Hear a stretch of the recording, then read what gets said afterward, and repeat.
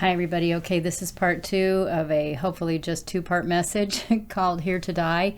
I'm just going to continue. I made it 2 parts because the first part I didn't want it to be really long so that people would have the option to listen at 2 different settings. I left off the last video talking about how we are here for the purpose of dying, and I'm going to start this video with another vision that this one came many years ago. Let's say it like that. And if you go on the website or to the blog, you can find the vision so you can read it in its entirety. I'm not going to do the whole vision because it's too long. I'm just going to tell you the part about dancing with the Lord and about the gold and silver arrows. Okay? Mostly. I think I'm just going to tell you that part. But in the vision, I was dancing with Jesus, and we were on this beautiful dance floor, and there was a perimeter around the dance floor. I noticed how beautiful the dance floor was. It looked nice, deep, rich color. And I was just, my head was laying on the Lord's chest, and we were just dancing back and forth. And then he put his hand underneath my feet, lifted me up, and set me down on the floor, stood me on the floor behind him, and we continued to dance. I'm going to explain the vision as I go so that, it makes sense. The Lord says that if we want to dance with him, that beautiful dance of that relationship with him, that intimacy with him, we have to learn how to follow him. And I had prayed for many years. I wanted to dance with the Lord. I would see myself literally in visions. I would see myself flying around him in a manner of speaking, just like a ballerina doing all of the stuff. Just with so much joy. And so anyway, in this particular vision, he puts me behind him. We're dancing. And then I noticed that there were other people on the dance floor. Everybody was there by invitation, which is, we don't come unless Holy Spirit draws us, according to Scripture. That's very true. Nobody's going to come to the Lord unless his Spirit draws them. So everybody on that dance floor was called by invitation. You couldn't be on the dance floor unless you were called. So they were on the dance floor. There were people dressed in different attire. One gal was dressed like a ballerina. She was dancing. She was so happy. And then there was a guy that was dressed in big pantaloons and a bolero, and he was just, or I think it's called a bolero. Anyway, he was dancing, taking big, huge steps. Each of these people dancing on the dance floor, there were others, and they had so much joy. There was also a woman who was on the dance floor, and she was curled up in a ball on the floor, like in fetal position. She wanted to dance, but she was afraid to dance because of what the cost would be for her to dance with Jesus. And remember, dancing with Jesus meant following him. You had to be willing to follow him. If you didn't follow him, then you weren't going to be able to dance with him. So she's laying on the floor. She's afraid to get up because of the cost. And then I noticed with one dancer, they each had a quiver, like a bow and arrow quiver. They had a quiver on them with little arrows about a foot in length in the quivers they each wore. The arrows came in 2 colors, or 2 metals or whatever. Some were gold, some were silver. They were very intricately designed with all of these little I don't know what it was, like writing, I don't know what it was, on the shaft of each arrow. As they would dance, occasionally each one would reach back and pull an arrow, whether a gold or silver one, out of their quiver, put it in their little bow, which was only about a foot tall, and then set the arrow, and then they would turn the quiver or the bow around and shoot themselves in the chest. I was shocked. Some of the people, I would see some kind of a little infection or something kind of ooze out where the tip of the arrow penetrated their chest. And I saw different things with different ones, but the one thing I didn't see was blood. And I asked the Lord why, in the dream, why was there no blood? He said, because I shed my blood for them. So then this woman's on the dance floor. She won't get up. The next thing I see is that there are people standing outside of the dance floor, beyond it, and there are not just people, but there are angels, and they're not the good guys, and they're standing out there with regular, huge arrows. And they start shooting these arrows across the dance floor. They just came in huge numbers. And I asked the Lord about that, and he said Psalm 91. So this was, I don't know how many years ago this dream was, 5, 6, 7 years ago. So 10 years ago. I don't even know how long. So the Lord said, when I asked him about the dance, he said, this is called the dying to self dance. And this is the dance we all have to dance if we want to be able to dance with the Lord. Okay, so that is the second vision. The first one I described on the first part of this message in the other video. Now, I'm going to go into some of the things that Father said with regard to the first vision. You guys, the reason, before I do that, the reason the woman wouldn't get up and dance was because she didn't want to go through whatever pain there was going to be a cost. And she wasn't willing. She was afraid of what it would cost her to actually dance with the Lord, which means to follow him, to follow his lead. And so going back into the vision from the other day that I shared in the first video, in this message, the Lord said a couple of things. He brought to mind the scripture that says, he who fears is not made perfect in love.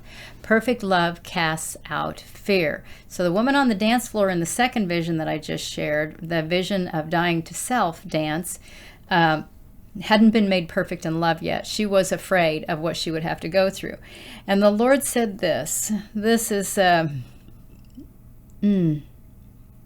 He said, first of all, he said, if you don't know how to be made perfect in love, then ask him to perfect you in love.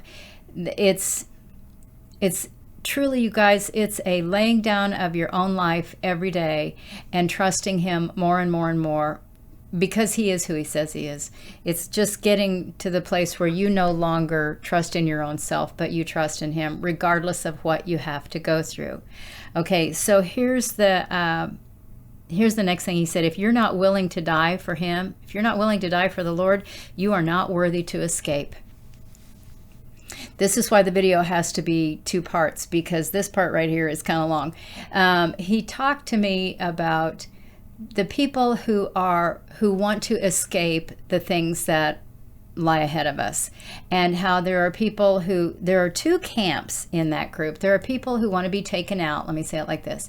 People that just want to be taken out. They don't want to have to go through anything hard. They don't believe they're going to have to go through any tribulation. And the Lord says, look at what is going on around the world. Christians are being martyred today.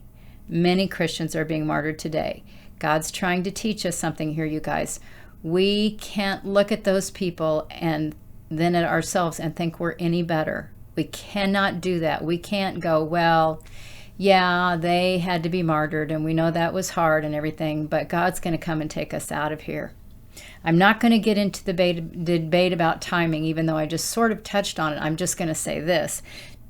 When I asked the Lord about this, you've probably heard me say this before. He said to me, the timing of my return is not what's important. The important thing is that everyone will have a meeting with me. They need to be ready for that. You guys, what if Jesus were to come back tomorrow, as so many people think he's just going to come any second? And I know we're supposed to be watching for him. But what if he plans, or what if Father sends him back tomorrow? Because he doesn't even know when he's returning. So we can't sit down here and guess. We can watch the signs of the time and all of that, as scripture says, and we can tell that the time is drawing near, but we don't know when he's coming. But let's just for a moment suppose that he comes tomorrow. But today you have to go to the grocery store and pick up a carton of milk, and you take one of your children with you, or your mother with you, or your spouse, your husband or your wife with you. And while you're at the store, all of a sudden there's somebody in there that's not following the Lord, and they pull out a gun and they point it right at your head and tell you that unless you deny that Jesus is the Christ, you will be killed. And if you say, I won't deny, they then turn the gun and point it at your child or your mother or your sister or your daughter, your wife, your husband, whoever it is, and say, if you don't deny him, I will kill that one. Do you have that resolve in you that would be able to endure going through that without denying the Lord. We don't have a guarantee of when he's going to come back, the timing of all that. We can look around the world and see that there are countless martyrs and that it's continuing every single day. And I believe with all of my heart that God is trying to get us to the point where we realize we are here for the purpose of dying to what we want, to what we think is right, just like I talked about in the last video. But unless we have really made that firm resolve, unless our knees are locked and loaded in that we will not deny, we will not turn, then in that circumstance, it's very possible that we would deny the Lord to save the life of a loved one. We can't afford to do that. The only way we're going to get to the place where we don't do that and have peace about it is to really have so much confidence in the Lord that it does not matter what we see happen. We will trust him. We will believe him. We will die to ourselves every day, just like him saying in that last video.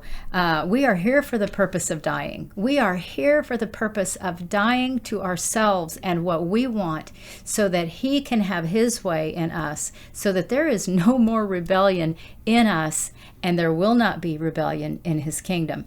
So these are hard things. And here are some of the things that he said.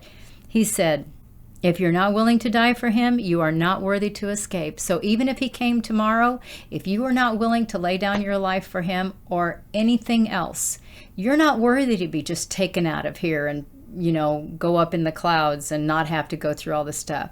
This is the time of the testing of our faith. We have got to be purified. He said,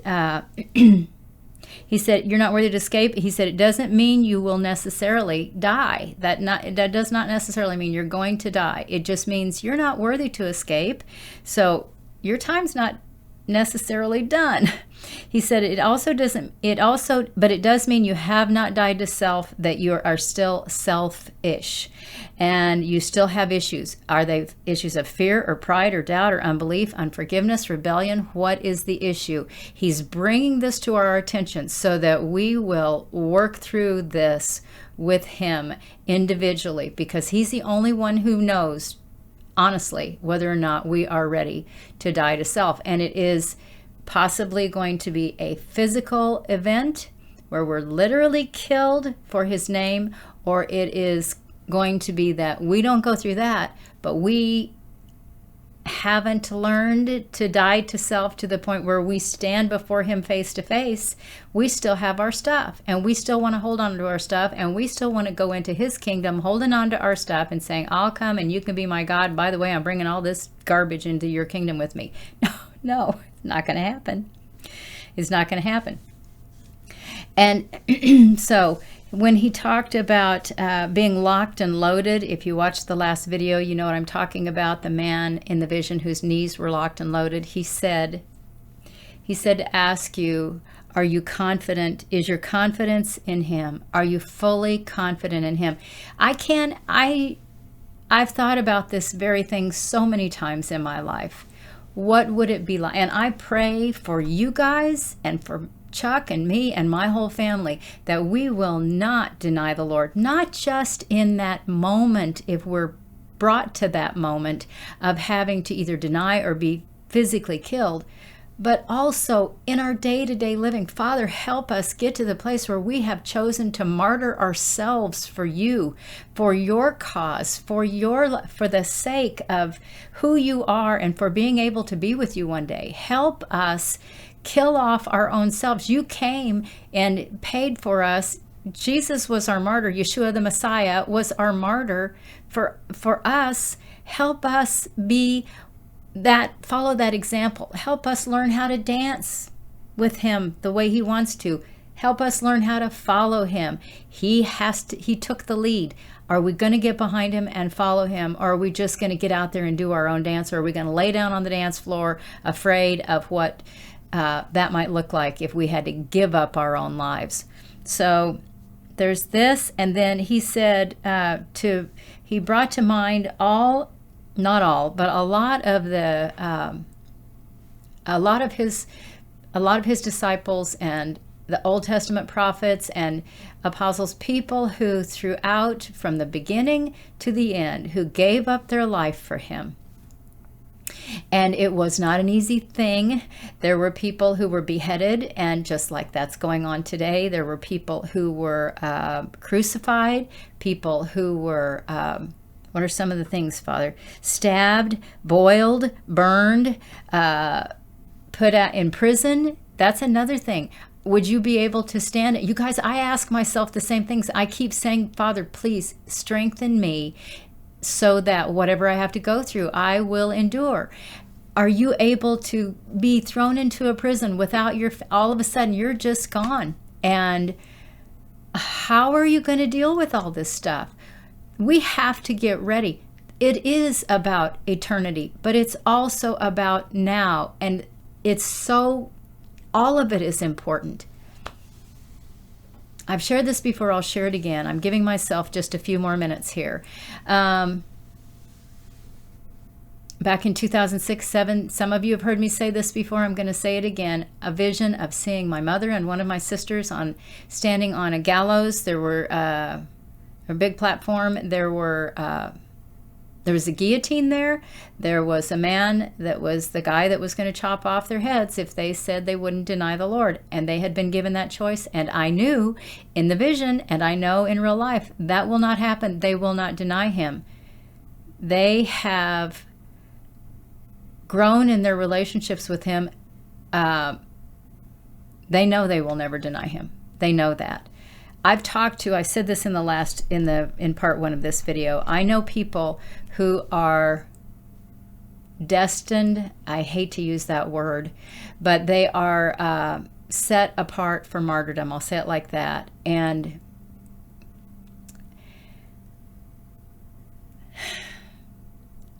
are you one of those people? Do you know if you're one of those people? Because I know some of you are. And I know some of you know that you are, and some of you don't know that you are yet, but you are. And some of you are not, so don't get all freaked out. But go to the Lord and ask him, Father, is this something you have for me? And if it is, help me be ready for that time. Because that's what I asked him when I had that vision back in 2006, and I saw and knew that they would not deny the Lord. I knew they'd be beheaded, and I knew I needed to be strengthened in my walk with him. I needed to be strengthened in my faith with him, because that was terrifying to me. So I asked him, and I've watched as over the years, he's continued to strengthen me for whatever I have to go through. Are you being strengthened? You guys, it isn't a thing where you're just all of a sudden going to have strength. It's a thing where you're going to have to submit to the Lord every day. You're going to have to, and even when you fail, you just get back up and you keep going. It's a thing where you have to learn more about him, know him better. Sorry, that was my cat. I don't know what that was all about. Where you know him better and you're not willing to turn away no matter what you experience. Okay, so ask him to do that in you. Ask him to bring whatever he needs to bring into your life to help you. And then go through the trials knowing this is for God's glory. This is for, it's for your good. It doesn't sound like it's good when we're talking about, are you willing to die? That doesn't sound like a fun thing. But God is looking at his people and saying, how much do you love me? And if you're still in fear, then you have not been made perfect in your love, because my love, the love that's the perfect love, is going to cast out fear. So you guys, I think, Father, is there anything else? Just take things to him. Ask him to help you. He loves you. And to the babies, thank you, Father. I've got to say this, to the babies in Christ. Some of you are just even hearing the message, this is scary to you. You guys, it's one of the reasons I've wrestled so much the last few days since he gave me the vision about the man with his knees locked and loaded. I'm used to what I had years ago. I understand about the being on the dance floor. I understand about the woman who wouldn't get up and dance. Oh, I forgot to say this. I think I told you that there were angels and people standing outside the dance floor, and all of a sudden these big, huge, full-length, maybe I didn't, full-length arrows came flying across the dance floor in that vision. And the Lord, when I asked him about it, he said Psalm 91. So go read Psalm 91, because the Lord has many promises in that psalm if we will abide in him. Stay in him. So that includes not just the day-to-day things that we have to go through, the hard things that all of a sudden just come out of nowhere. That includes being in that moment where our faith is truly put to the test. Our allegiance to Father is truly put to the test. Will we bow the knee to anyone but him? Or will we get ourselves off the throne? Will we be willing to face whatever we have to face and endure whatever we have to endure for the creator of all things and the opportunity that we have to be able to be with him throughout eternity? God bless you guys. I hope that these messages bless you. I hope that I've made sense, because there's just so much, and I'm going to see if there's anything else on the pages. I think I gave you everything that he gave me. I'm going to end with this, what he said in the very beginning. He said, will you pray for this kind of heart? Will you pray for the heart of being a martyr? Will you pray for that? Will you ask him to do that work in you to get you so very much dead to yourself and completely all his? Will you pray for that kind of heart, the martyr's heart? Let's see. And to remind you again, he said the trials will keep coming. They will continue to increase. And that he said, I gave it in another message where he said hard things, let's see, hard things will come in rapid fire progression.